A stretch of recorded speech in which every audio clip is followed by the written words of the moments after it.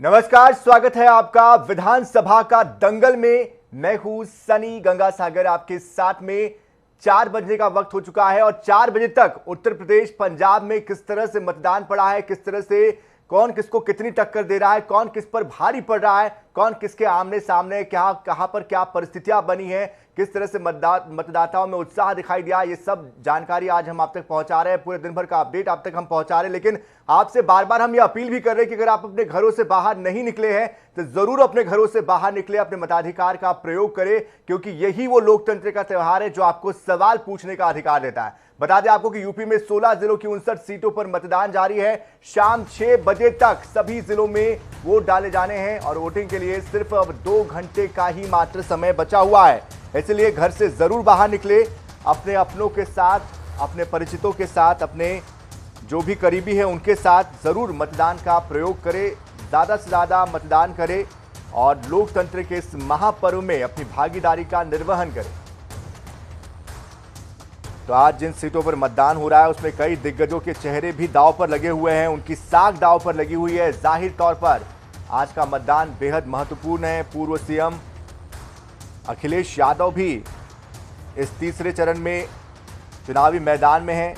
Cabinet के मंत्री Satish Mahana, IPS असीम अरुण और कई ऐसे दिग्गज जिनकी साख और जिनका भविष्य दांव पर है। इधर यूपी में 3 बजे तक 48.81% तक मतदान हुआ है। ललितपुर में सबसे ज्यादा 59.13% मतदान हुआ है। कानपुर नगर में सबसे कम 41.15% वोटिंग हुई है। कन्नौज में 50.23% मतदान। फर्रुखाबाद में 46.19% मतदान हुआ है। हमीरपुर में 50.74% मतदान हुआ है। जालौन में 40.87% मतदान हुआ है, जबकि इटावा में 50.42% मतदान हुआ है। कानपुर देहात में 47.13% मतदान। महोबा में 51.72% वोटिंग हुई है। कासगंज 50.75% मतदान। झांसी में 48.52% मतदान हुआ है। मैनपुरी में 52.44% मतदान। फिरोजाबाद में 51.23%। हाथरस में 50.15% मतदान हो चुका है। एटा में 53.23% मतदान। औरैया में 48.30% मतदान अब तक का दर्ज किया गया है। तो अभी 4 बज चुके हैं और अभी महज 2 घंटे का वक्त बचा हुआ है। ऐसे में इस प्रतिशत को बढ़ाने की जरूरत है। और किस तरह से मतदान प्रदेश में जारी है, इस पर अधिक जानकारी देने के लिए तौकीर कदवई हमारे संवाददाता भी हमारे साथ जुड़ चुके हैं। तौकीर, तीसरे चरण का फेज चल रहा है, अब तक के जो मतदान प्रतिशत है वो कितना बढ़ता हुआ दिखाई दे रहा है, किस तरह से उत्साह दिखाई दे रहा है, किस तरह की तैयारियां की गई है? देखिए, थोड़ा सा जो है वोट प्रतिशत बढ़ता हुआ नजर जरूर आ रहा है, क्योंकि अगर 2017 के चुनाव की बात करें तो ये जो तीसरे चरण का मतदान था ये करीब 62% गया था। लेकिन इस बार अगर आप देखेंगे तो 3 बजे तक ही 48.8 करीब जो मतदान है वो प्रतिशत पहुंच चुका है। तो जाहिर तौर पर अभी 3 बजे तक के आंकड़े अभी सामने आए हैं और अभी 3 घंटा शेष है।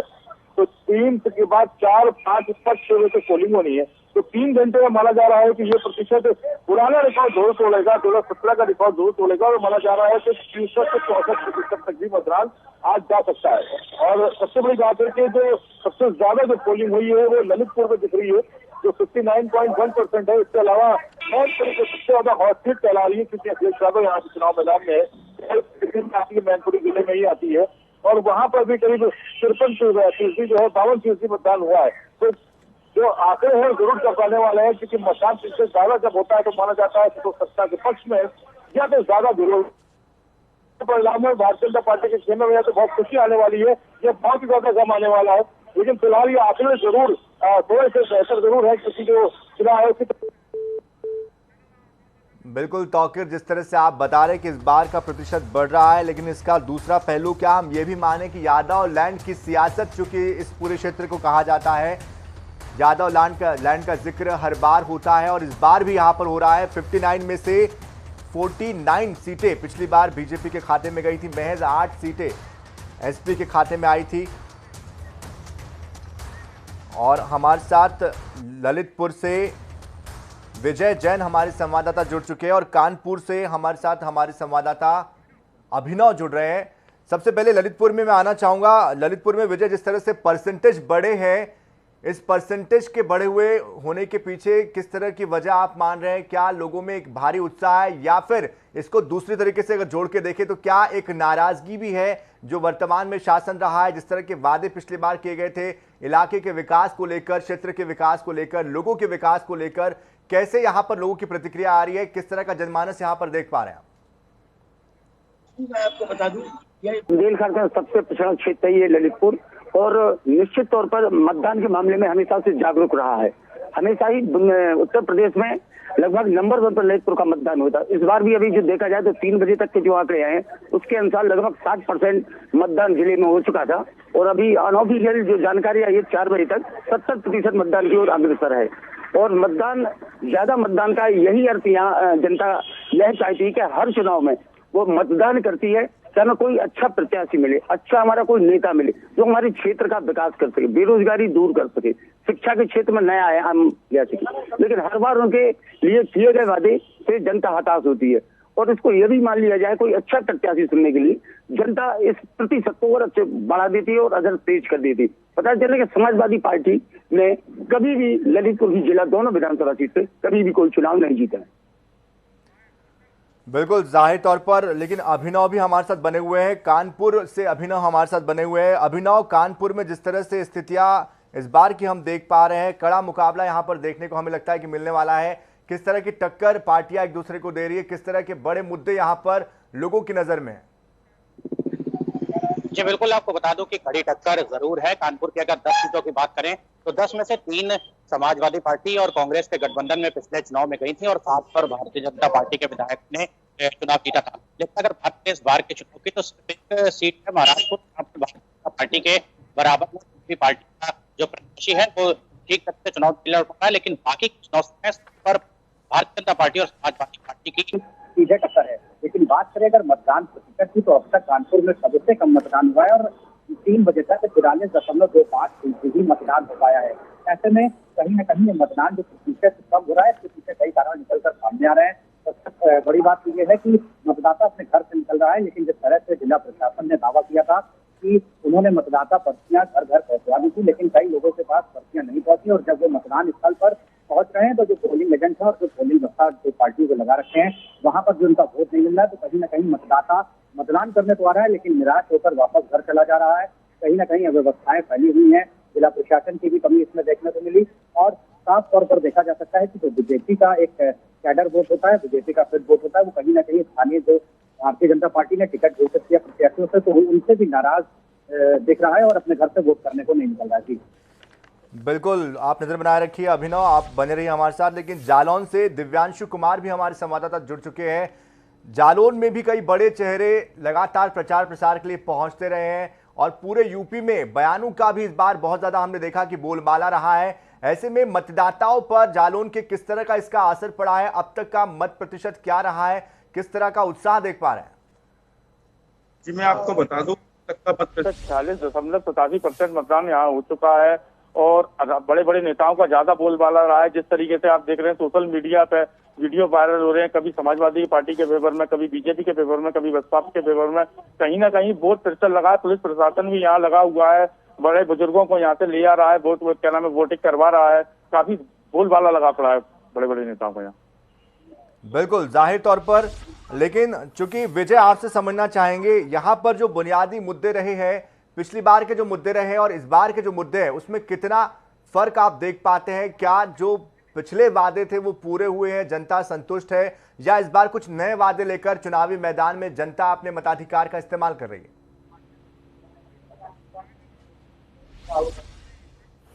नाराज चल रही है, और पुराने वादों को लेकर भी आई थी, पुराने वादों को लेकर भी चुनाव के प्रयत्न, और नए वादों को लेकर भी यहाँ की जनता काफी उत्साह चल रही है। चलिए दिव्यांशु, आपके पास लौटेंगे, लेकिन विजय से मेरा दरअसल सवाल था। विजय, ललितपुर में चूंकि मतदान ज्यादा हो रहा है, इसलिए आपसे सीधा सवाल यही है कि इस बार के जो मुद्दे रहे हैं वो पिछली बार से कितने अलग रहे हैं? क्या जो नए वादे किए गए हैं मुखपत्र में अलग अलग राजनीतिक दलों की तरफ से, उसके प्रभाव में जनता आ रही है? क्या उससे प्रभावित होकर भी मतदान यहां पर बढ़ रहा है?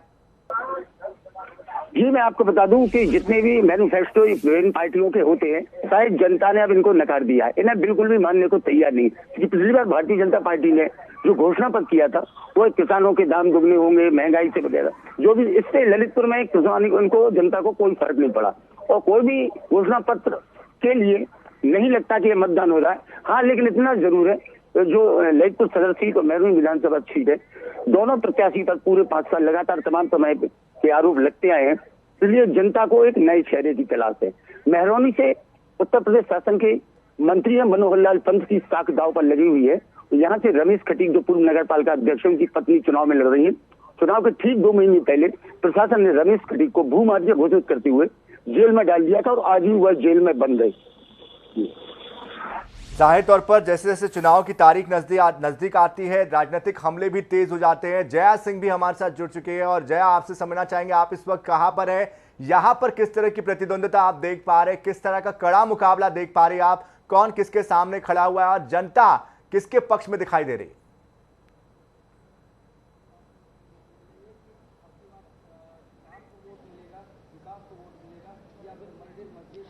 जी बिल्कुल अमित, या इस वक्त मैं जिस सीट पे हूँ ये कानपुर नगर का यानी कानपुर शहर का ये कल्याणपुर विधानसभा सीट है, जहाँ पे राज्य मंत्री भाजपा में कैबिनेट मंत्री रही उस शिक्षा मंत्री नीलिमा कटियार का मुकाबला होने वाला है सतीश निगम, जो कि पूर्व विधायक हैं समाजवादी पार्टी के। और ठीक उसी तरह बसपा ने भी यहाँ पे अरुण कुमार मिश्रा को उतार रखा है। तो वहीं अगर मैं बात करूँ कांग्रेस की, तो कांग्रेस ने एक अलग ही चेहरा उतारा है, जो कि नेहा तिवारी हैं, जो कि खुशी दुबे, जो कि अमर दुबे, जो एनकाउंटर में विकास दुबे का जो कांड हुआ था, विक्रू कांड हुआ था, उनमें उनके पति मारे गए थे, उनकी बड़ी बहन है नेहा तिवारी। उसको लड़की हूं लड़ सकती हूं का नारा देते हुए उनको नेहा तिवारी को यहाँ पे कांग्रेस ने उतारा है। हालांकि जो मुकाबला देख रहे हैं यहाँ पे सबसे ज्यादा जो है वो नीलिमा कटियार का ही है, क्योंकि नीलिमा कटियार 2017 में यहाँ पे जीत दर्ज की थी। अब जो मुकाबला होने वाला है वो सतीश निगम से होने वाला है, जो कि 2012 में समाजवादी पार्टी के टिकट पे यहाँ से विधायकी जीते थे। लेकिन फिलहाल अगर इस सीट की हम बात करें, अगर सियासी गणित की बात करें, जाति गणित की बात करें, तो यहाँ पे यही पता चलता है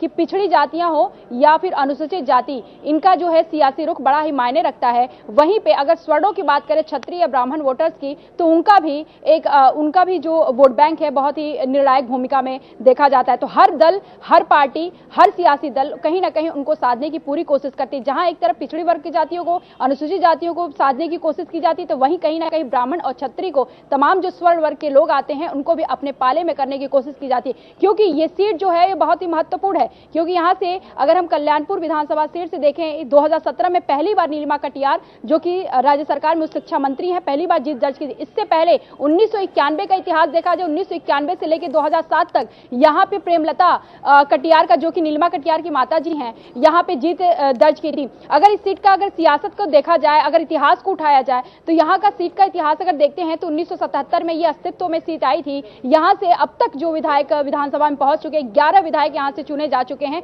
जिसमें से भारतीय जनता पार्टी ने 6 बार यहाँ पे जीत दर्ज की थी। तो वहीं कांग्रेस ने 2 बार, जनता दल ने 2 बार, सपा ने एक बार महज ही यहाँ पे जीत दर्ज कर पाई है। लेकिन सपा का सबसे पहली जीत उसका हुआ था 2012 में, जो कि सतीश निगम जीते थे, जिसकी टक्कर में इस समय उतारे गई हैं नीलिमा कटियार। हालांकि इस सीट में देखें तो सबसे बड़ी महिलाओं की महत्वपूर्णता, बड़ी खबर आ रही है, दोबारा आपके पास में लौटूंगा। बड़ी खबर दर्शकों को बता देते हैं। दरअसल ये बड़ी खबर आ रही है एटा से, जहां पर मारहरा विधानसभा बूथ पर फर्जी वोटर पकड़ा गया है।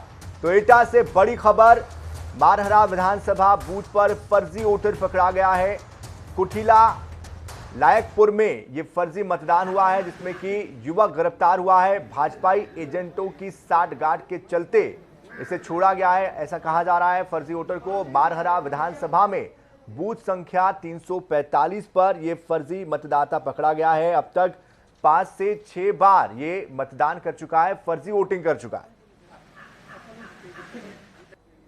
वायरल कर दिया, हाँ वायरल भी कर दिया, मैं गलती को स्वीकार कर रहा हूँ। उसके बाद जो सपा के फर्जी वोट पड़ रहे थे उसका मैंने विरोध किया, तब उसने प्रधान ने सर्वेंट तरफ से मुझे क्षमा चाह रहा हूँ, और मेरा बस इतना ही विरोध था, मैंने फर्जी वोट नहीं पड़ने दिया, इसलिए मुझे प्रधान ने और वहाँ पे और जो लोग थे उन्होंने मुझे पकड़वा दिया। 2 दर्जन से लगभग हैं, 2-3 दर्जन, वहाँ से एक भी नहीं आया, वहाँ पे 2-3 वोट डाल रहे हैं, और इसलिए मुझे यहाँ लाया गया है कि वहाँ पे कोई विरोध नहीं करेगा, पूरा मतदान अच्छी तरह से हो जाए सपा का।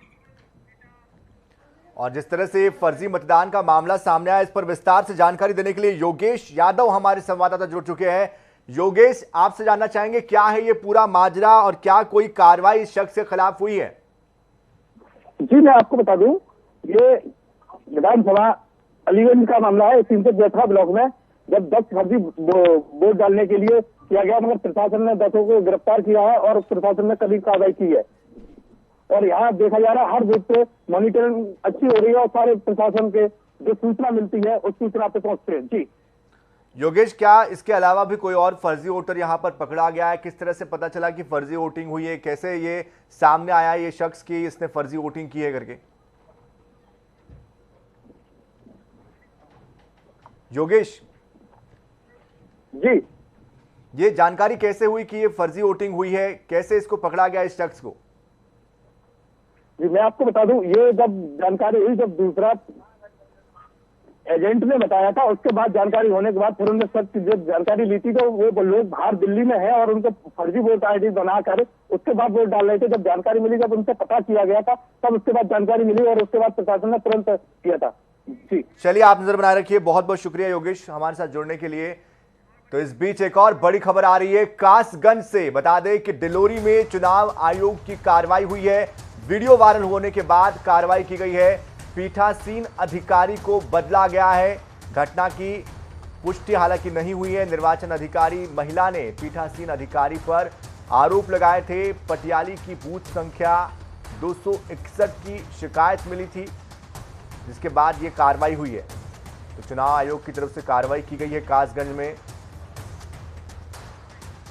कासगंज जिले की पटियाली विधानसभा के बूथ संख्या 261 पर एक महिला का वीडियो सामने आया है, जिसमें पीठासीन अधिकारी पर यह आरोप लगाया गया है कि वो पार्टी विशेष के पक्ष में वोट डालने का दबाव बना रहे हैं। इस शिकायत के बाद जिला प्रशासन द्वारा वहां अपनी टीम भेजी गई। घटना की पुष्टि नहीं हुई है, किंतु शिकायत के क्रम में उसको संज्ञान लेते हुए, जिससे मतदाताओं में किसी तरह का असंतोष न रहे, उस पीठासीन अधिकारी को रिप्लेस कर दिया गया। दूसरे पीठासीन अधिकारी वहां पहुंच गए और चुनाव सकुशल निर्बाध गति से चल रहा है। और सीधे आपको लिए चलते हैं उन्नाव, जहां पर पीएम मोदी इस वक्त लाइव है। यहां पर वो भाषण दे रहे हैं, संबोधित कर रहे हैं। जो सम्मान लाए हैं हम उनको लाएंगे। भाइयों और बहनों, योगी जी ने इन लोगों के डर और खौफ के जो अभेद किले थे, उन किलों को ध्वस्त कर दिया है जी।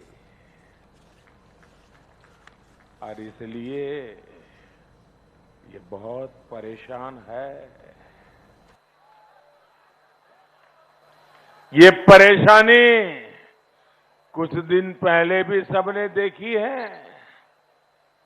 कैसे खुले मंच से एक पार्टी का अध्यक्ष यूपी के पुलिस को, हमारे इन सिपाहियों को किस भाषा में अपमानित कर रहा है, उसका वीडियो आज घर घर देखा जा रहा है। मन से दी गई वो गालियां, वो धमकी सिर्फ यूपी की पुलिस के लिए नहीं थी, वो अपने उन दंगाई, दबंग, माफिया दोस्तों की हिम्मत बढ़ाने का प्रयास था। आप मेरे शब्द लिख के रखिए भाइयों, हमेशा मुझे याद करना, ये वृत्ति भर भी बदले नहीं है, ये बिल्कुल बदले नहीं है। भाइयों बहनों, ये तो आपसे बदला लेने के लिए बेताब है। क्या आप उनको बदला लेने का मौका देंगे? ये बदला लेने की उनकी सोच आपको मंजूर है? ये बदला लेने की फिराक को आप ध्वस्त करेंगे कि नहीं करेंगे? साथियों, गोर परिवारवादियों के लिए सबसे बड़ा होता है अपना स्वार्थ, अपने करीबियों का स्वार्थ, अपने परिवार के लोगों का साथ, चाहे यूपी के लोगों की बेइज्जती हो, अगर इनको अपना फायदा नहीं दिखता तो इससे भी आंखें मूंद लेते हैं।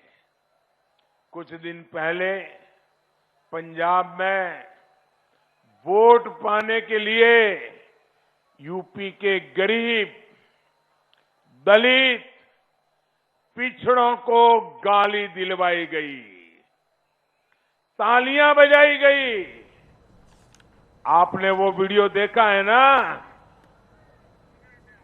लेकिन यहां के जो गोर परिवारवादी है। तो उत्तर प्रदेश के उन्नाव में चुनावी सभा को पीएम मोदी संबोधित कर रहे थे और एक तीर से दो निशाने उन्होंने किए। यहां पर पंजाब का भी जिक्र कर दिया, यूपी का भी जिक्र कर दिया और मतदान भी लगातार जारी है। पल पल के अपडेट समाप्त तक पहुंचा रहे हैं। अभी रुक रहे छोटे से ब्रेक के लिए, आप बने रहे हमारे साथ।